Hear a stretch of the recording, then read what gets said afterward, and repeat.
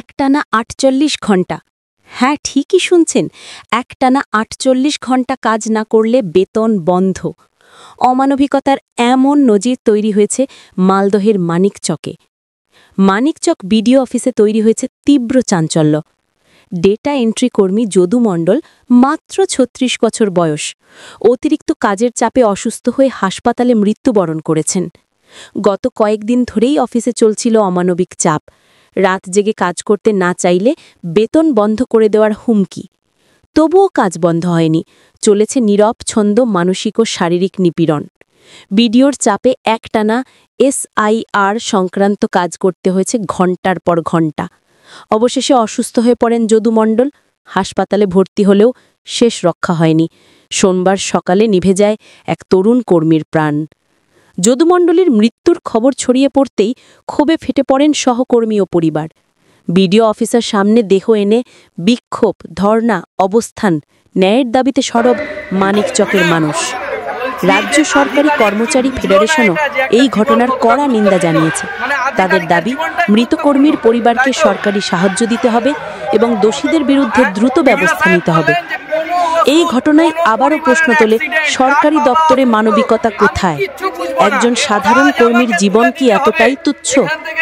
অমানবিকতার বিরুদ্ধে আজ প্রশ্ন তুলছে মানিকচক। এই প্রশ্ন যেন প্রতিটি কর্মক্ষেত্রে ছড়িয়ে পড়ে, মানবিকতার দাম কত?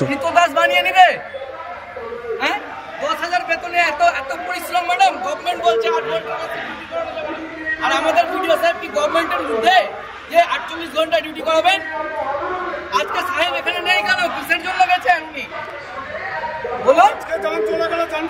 আমাদেরকে বললো 8টায় 7টায় বাড়ি গেলাম, আবার বলছে 8টার সময় ভিডিও সাহেব ডাকছে। আমরা তো ঠিক ফোন মারফত চলে এলাম, কিন্তু সাহেবের যে একটা স্টাফ চলে গেল কাজ করিয়ে, তো সাহেব ছেড়ে চলে গেলেন? এটাই পাশে থাকা সাহেবের আধিকারিকদের। আজকে আবার আপনারা আশ্বাস দিচ্ছেন যে আপনারা পাশে থাকবেন, কাল পাশে থাকবেন, তার কি গ্যারান্টি আছে? এই বাচ্চাগুলোর কে দায়িত্ব নেবে? আজকে যদু হয়েছে, কালকে আমার হতে পারে। চাকরি খেয়ে নিব বলছে ভিডিও সাহেব। হ্যাঁ ম্যাডাম, চাকরি খেয়ে নিব। কোন স্টাফ ব্লকের আধিকারিক মুখ খুলছেন না, সবাই ভিডিও সাহেবের চামচা হয়ে গেছেন। হ্যাঁ, আজ আমাদের হয়েছে, কাল ওনাদের হবে না। ওই আধিকারিক ভিডিও কই? কেউ সব ভিতরে ঢুকে আছে। কি ভিডিও সাহেব সবাইকে ট্রান্সফার করে দেবে? সবার চাকরি খেয়ে নিবে? আমাদের সবার চাকরি খাবে ভিডিও সাহেব।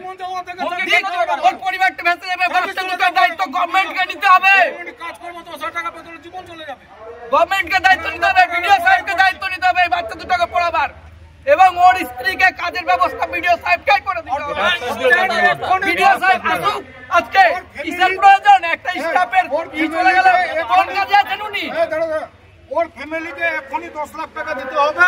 আর ওর দেখুন ভিডিও সাহেবকে এখনই 10 লাখ টাকা দিতে হবে। অর্ডার করার সময় তো ফোন করে করতে পারে, আসতে হবে। এখনই মানে কি তো ইংরেজ শাসন চলছে এখানে? ওর ফ্যামিলিকে এখনই 10 লাখ টাকা দিতে হবে। আজকে আমি বলছি, কালকে আমার ট্রান্সফার হয়ে যাবে, না ভিডিও সাহেব চাকরিটা খেয়ে নেবে। কিন্তু এই জন্য কি চুপচাপ থাকতে হবে? আমার চলে গেছে, এখন 10 লাখ টাকা ওর ফ্যামিলিকে দিতে হবে। আপনি প্রতিনিধি হয়েছেন, আপনাকে দায়িত্ব নিতে হবে বাচ্চা দুটোর। এখান থেকে আমরা উঠবো না। বাচ্চার দায়িত্ব নেন, পরিবারের দায়িত্ব নেন, তারপরে উঠবো আমরা। কন্ট্রাকচুয়াল কর্মচারী বলে আমাদের কোনো দাম নাই নাকি? গভর্নমেন্ট কোনো সুবিধা দেয় আমাদেরকে? 10,000 টাকাতে একটা টোটো চালিয়ে 15,000 টাকা ইনকাম করে। সেখানে সাহেব কি করে বলে 48 ঘন্টা হোক 72 ঘন্টা হোক কাজ করে যেতে হবে? কোন অর্ডার আছে? ইলেকশন কমিশন বলেছে যে কন্ট্রাকচুয়াল স্টাফ গুলোকে কাজ করতে। হ্যাঁ, বলুন ম্যাডাম। ও ম্যাডাম, ইলেকশন কমিশন বলেছে কন্ট্রাকচুয়াল স্টাফ গুলোকে কাজ করতে। আপনাদের অর্ডার কই? আজকে হয়তো আমি বলছি, কালকে আমার চাকরি নাও থাকতে পারে, কিন্তু দরকার নাই এরকম প্রশাসনের চাপদাগিরি করার। মানে করতে করতে আমরা একদম পুরো বিরক্ত হয়ে গেছি, শোষক হয়ে গেছেন আধিকারিক। ইংরেজরা চলে গেছেন, ওনাদেরকে ছেড়ে দিয়ে গেছেন। এর থেকে নিকৃষ্ট আর কি হতে পারে? আর কি হবে? সবাইকে কাছ থেকে বরখাস্ত করে দিবে। কি হবে? ওর জায়গায় তো আমিও থাকতে পারতাম। ডাকুন সাহেবকে, সাহেব এই বাচ্চা দুটোর দায়িত্ব নেবে, ওর পরিবারের দায়িত্ব নেবে, এখনই রিটিন, তারপরে উঠবে। এখন 10 লাখ টাকা দিতে হবে ওর ফ্যামিলিকে। চুপ সাহেব, করতে হবে, লিখিত দিতে হবে, নাহলে আমরা ছাড়ছি না। আপনি প্রতিনিধি, আপনাকে দায়িত্ব নিতে হবে। অর্ডার দিতে হবে, অর্ডার। হ্যাঁ, 10 লাখ টাকা এখনই দিতে হবে ওর ফ্যামিলিকে।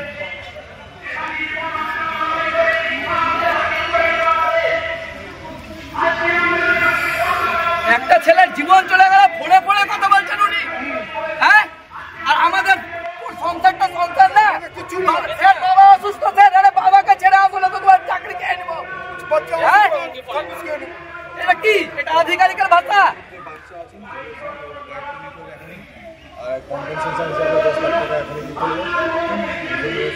ম্যাডাম লিখিত দায়িত্ব দিলে আমরা এখান থেকে উঠবো। ম্যাডামকে দায়িত্ব দিতে হবে, আমরা আর সাহেবকে বুঝবো না, আমরা ম্যাডামকে বুঝবো। হ্যাঁ, গভর্নমেন্ট দায়িত্ব নিচ্ছে, কাজ করাতে পারবে তো দায়িত্ব নিতে পারবে।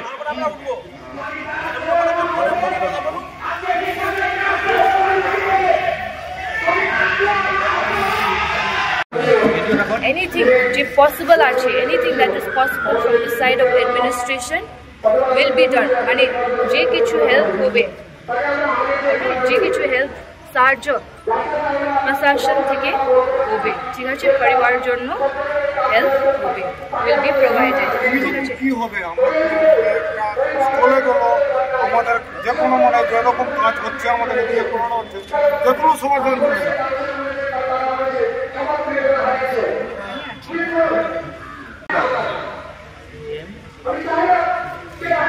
আমি আপনার কাজ দেখেছি, লাস্ট টাইম আপনি কত কাজ করেছেন, আই হ্যাভ সিন ইট। আমি নিজেও করেছি ডেটা এন্ট্রি, আই থিঙ্ক আপনি জানেন না, আমি নিজেও করেছি।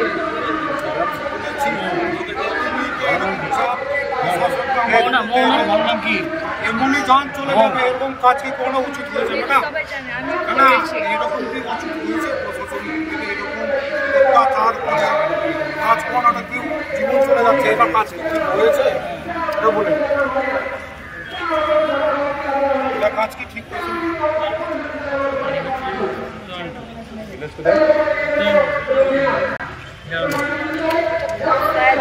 দুঃখজনক incident হয়েছে। না, এটা I ব্যাপারে কি understand বলছে, that. এটাকে ঠিক করে